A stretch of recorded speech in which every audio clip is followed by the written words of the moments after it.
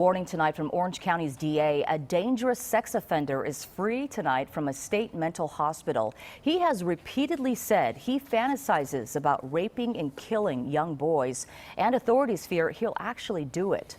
And now they're asking for Governor Newsom's help. Tonight, KCAL9's Stacey Butler spoke to a mother who is outraged.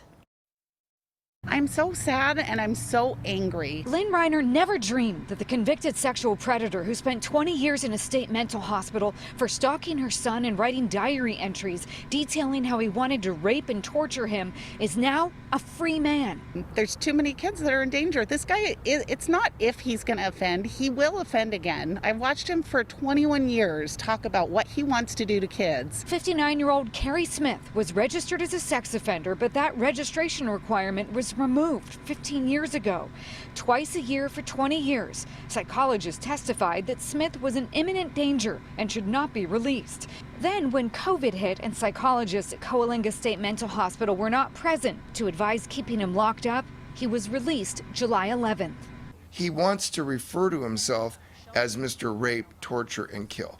He has said that if he gets out of custody, he will commit a sex act on a male who's of preteen age, and that he will kill that person so that they can't testify against him. Orange County District Attorney Todd Spitzer says today Smith was dropped off in Orange County, likely near his last known address in Costa Mesa. What's so scary and so disconcerting about this is as soon as he comes to Orange County, they can release him from the van or the car. He can go into a park, he can go around a school, he can go to a playground. He can go anywhere he wants, and there's nothing we can do about it. Spitzer, who created the Megan's Law database, is issuing a community warning. Along with the chairperson of the OC Board of Supervisors, he is demanding Governor Newsom take action.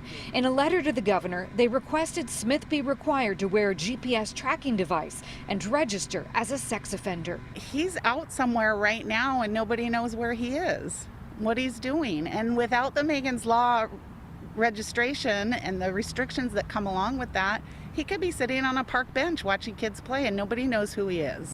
It isn't just the Orange County DA who's taking action. The boy's mom has started a petition on change.org. She's looking for signatures to send to the governor to see that Smith is required to be a registered sex offender. In Costa Mesa, Stacey Butler, KCAL9 News.